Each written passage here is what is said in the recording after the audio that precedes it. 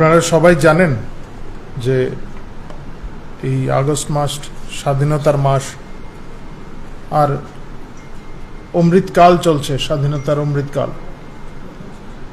এই সময়কালে আমরা মনে করি যে এই স্বাধীনতার প্রেক্ষাপট কি ধরনের পরিস্থিতিতে এদেশে স্বাধীনতা সংগ্রাম শুরু হয়েছিল এবং কি পরিস্থিতির মধ্য দিয়ে আজকের দিনে আমরা এসে পৌঁছেছি, সেই বিষয়ে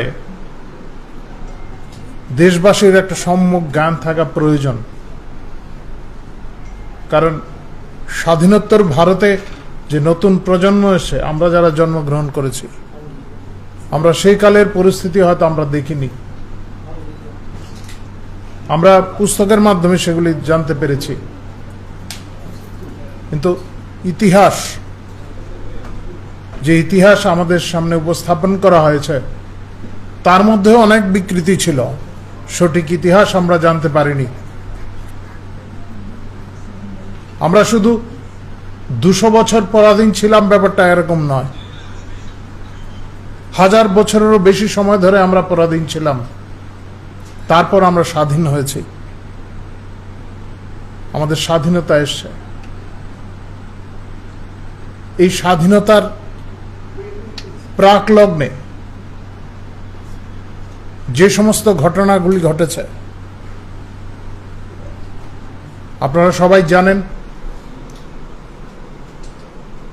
আমরা ভারতীয় জনতা পার্টির কার্যকর্তারা আমরা ভারত মায়ের পূজারী। আমরা মনে করি আমাদের ধ্যানে জ্ঞানে আমাদের অখণ্ড ভারত। কিন্তু স্বাধীনতার প্রাক মুহূর্তে কিছু নেতার ব্যক্তিগত স্বার্থের জন্য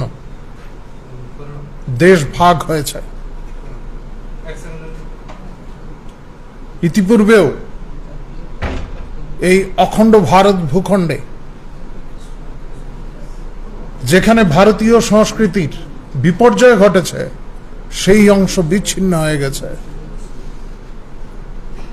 সাংস্কৃতিক বিপর্যয়ের মধ্য দিয়ে দেশের বিভিন্ন অংশ বিচ্যুত হয়েছে, আমাদের থেকে ছিন্ন হয়ে গেছে।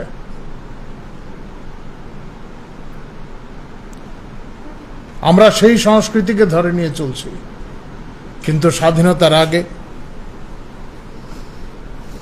যেভাবে ভারতকে ভাগ করা হয়েছে,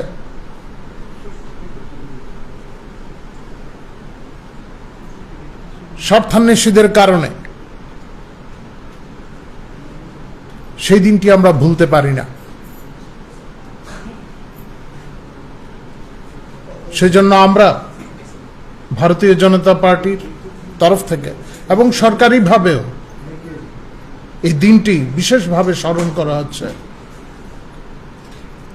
বিভাজন বিভীষিকা দিবস। যারা প্রবীণরা আছেন তারা আজকেও বলেন সেই দিনগুলিতে কি হয়েছিল। আমরা এই অঞ্চলে যারা আছি, যারা পূর্ব বাংলা থেকে এসছি, যাদের পূর্বপুরুষরা পূর্ব বাংলা থেকে এসছেন, তারা কি ধরনের পরিস্থিতির সম্মুখীন হয়েছিলেন। পশ্চিম পাকিস্তান, সেই সমস্ত ঘটনাগুলি আজও প্রবীণরা ভুলতে পারেননি। তবে নবীন প্রজন্মদেরও এই সমস্ত বিষয়গুলি জানা থাকা দরকার, কি পরিস্থিতিতে এই ধরনের ঘটনাগুলি ঘটেছিল। আজকে যারা সেই সমস্ত দেশগুলি নিয়ে তাদের মতামত রাখেন, তখন ওই সময়ের ঘটনাগুলি এবং ভারত বিভাজনের পরবর্তী পরিস্থিতিতে কি ধরনের ঘটনাগুলি ঘটেছিল সে সম্পর্কে ধারণা থাকা প্রয়োজন।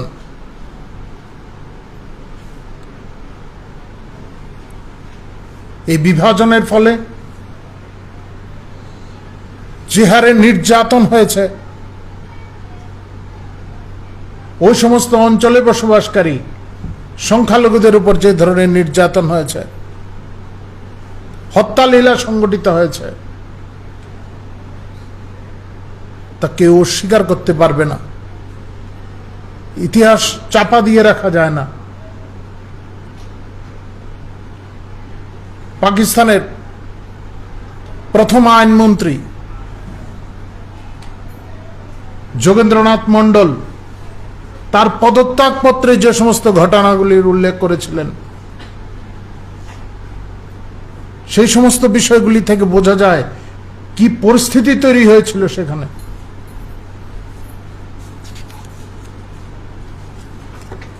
1950 সালের 8 অক্টোবর যোগেন্দ্রনাথ মন্ডল তার প্রধানমন্ত্রীর কাছে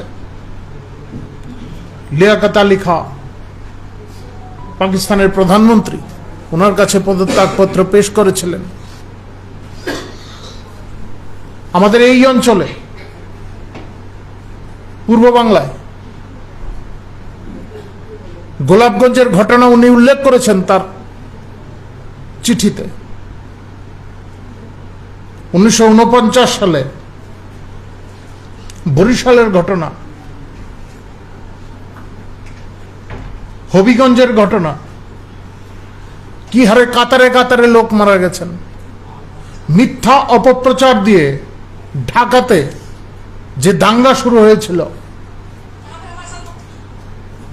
তিনি বলছেন কমপক্ষে 10,000 লোককে সেখানে হত্যা করা হয়েছে, সেই অঞ্চলের সংখ্যালঘু অংশের মানুষকে।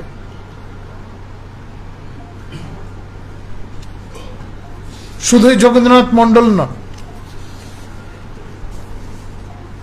পাকিস্তানের আইনসভার সদস্য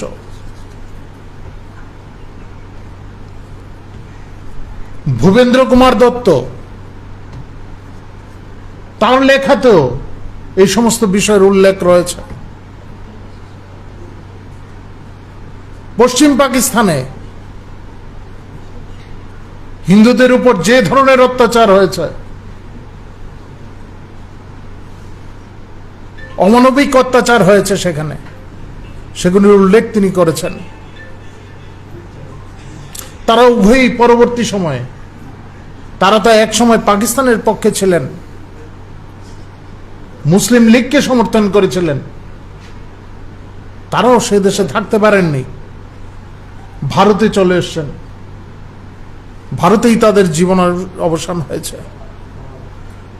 এগুলি হচ্ছে দলিল সেকালে কি হয়েছিল। ইতিহাসে উল্লেখ না থাকলেও এই বিষয়গুলি আছে। এই সময়কালে যারা প্রাণ হারিয়েছেন, নির্যাতনের শিকার হয়েছেন, সর্বশান্ত হয়েছেন, আমাদের পূর্বপুরুষরা, তাদের আমরা ভুলতে পারি না।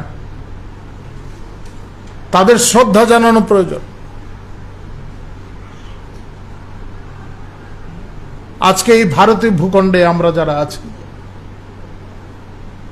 তারা যারা গণতান্ত্রিক অধিকার আমরা ভোগ করছি, এক স্বাধীনভাবে জীবনযাপন করতে পারছি আমরা, কিন্তু আমাদের পূর্বপুরুষরা কি ধরনের পরিস্থিতির শিকার হয়েছিলেন সে সময়কালে, 75-76 বছর আগে,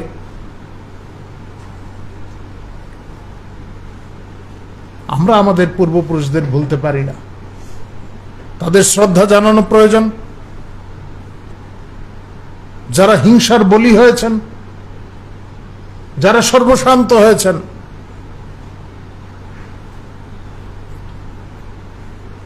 যে নারীরা, যে মায়েরা নারকীয় যন্ত্রণা ভোগ করেছেন, তাদের আমরা শ্রদ্ধার সঙ্গে স্মরণ করি। তাই গোটা ভারতবর্ষের সঙ্গে ত্রিপুরাতেও আমরা তাদের শ্রদ্ধার সঙ্গে স্মরণ করব। সারা ভারতবর্ষে একই ধরনের কার্যক্রম থাকবে। আমাদের এই রাজ্যেও এই ধরনের কিছু কার্যক্রম হতে চলেছে। এই রাজ্যে এই কার্যক্রম পালনের জন্য, বিভাজন বিভীষিকা স্মৃতি দিবস পালনের জন্য আমাদের একটি কমিটি হয়েছে,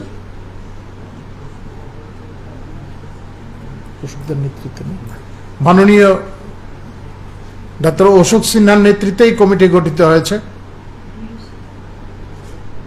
এই কমিটিতে আমাদের সম্পাদক, রাজ্য সম্পাদক তাপস মজুমদারও রয়েছেন। এই দিনটিকে সামনে রেখে আমাদের কি কি কার্যক্রম থাকবে তা আপনাদের সামনে এখন তিনি তুলে ধরবেন। বিভাজন বিভীষিকা দিবস। নমস্কার। আমাদের রাজ্য স্পোক্স পারসন নবেন্দু ভট্টাচার্য মহোদয় আপনাদের এই কার্যক্রমের প্রেক্ষাপট তুলে ধরেছেন। এই কার্যক্রমটা সর্বভারতীয় কার্যক্রম এবং আমরা আমাদের রাজ্যের 10টি সাংগঠনিক জেলার হেডকোয়ার্টারে আমরা এই কার্যক্রমটা করছি আগামীকাল থেকে, মানে 12, 13, 14 এই 3 দিন ব্যাপী এই কার্যক্রমটা চলবে। এই কার্যক্রমের মধ্যে আছে হলসভা আছে, যেখানে বিশেষ বিশেষ বক্তারা ওই আমাদের স্বাধীনতার প্রাক মুহূর্তে বা পরবর্তী মুহূর্তের যে বিভীষিকাময় যে পরিস্থিতি ছিল, যে ঘটনাবলীগুলি ছিল, সেগুলি উল্লেখ করবেন। দ্বিতীয়ত এক্সিবিশনের কার্যক্রম সেখানে হবে, এক্সিবিশন হবে। যে তৎকালীন সময়কার যেসব পিকচারগুলি আছে, ছবিগুলি আমরা পেয়েছি, আমাদের সেন্ট্রাল কমিটি আমাদেরকে দিয়েছে, বা সোশ্যাল মিডিয়া থেকে আমরা যেগুলি কালেকশন করেছি, পত্রিকার কাটিং থেকে শুরু করে আমরা যেগুলি কালেকশন করেছি তৎকালীন সময়কার, সেগুলি দিয়ে এক্সিবিশন হবে। তারপর একটা মৌন মিছিল হবে, 10টি জেলাতে 10টি মৌন মিছিল সংগঠিত হবে এবং এর মাধ্যমে আমরা নবেন্দু ভট্টাচার্য প্রেক্ষাপটটা তুলেছেন। আমি এর সাথে একটা কথা অ্যাড করতে চাই যে বর্তমান যে আমাদের যুব সমাজ বা বর্তমান সময়কার যারা আমাদের ছেলেমেয়েরা আছে, স্টুডেন্টরা আছেন, তৎকালীন সময়কার যে বিভৎসতা হয়তোবা তারা সঠিকভাবে জানতে পারেননি, কারণ বিকৃত ইতিহাস পড়ানো হয়েছে, সেটা নবেন্দু ভট্টাচার্য বলেছেন।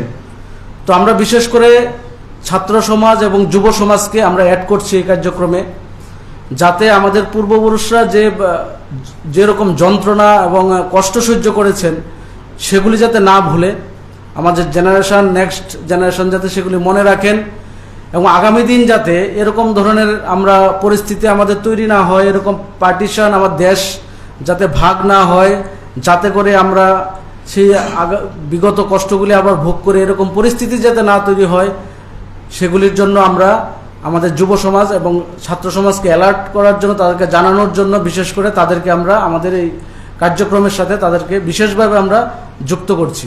এবং আমি আহ্বান রাখছি আপনাদের মিডিয়ার মাধ্যমে যারা আজকে আমাদের সাংবাদিক সম্মেলন বা আমাদের নিউজ দেখবেন, যে যেখানে এই কার্যক্রমটা হচ্ছে এখানে কোনো পলিটিক্যাল ফেস্টন থাকবে না, এখানে কোনো ব্যানার থাকবে না, এখানে কোনো রাজনৈতিক দলের নেতার কোনো ছবি থাকবে না। শুধুমাত্র সেই সময় বিভীষিকাময় সেই ছবিগুলি, যে পিকচারগুলি যেগুলি আমরা পেয়েছি, সেগুলি সেখানে প্রদর্শিত হবে। তো সবাইকে অনুরোধ করছি আপনারা ওই দিনে, বিশেষ করে 14 তারিখে বেশিরভাগ জেলাতে কার্যক্রমটা অনুষ্ঠিত হবে।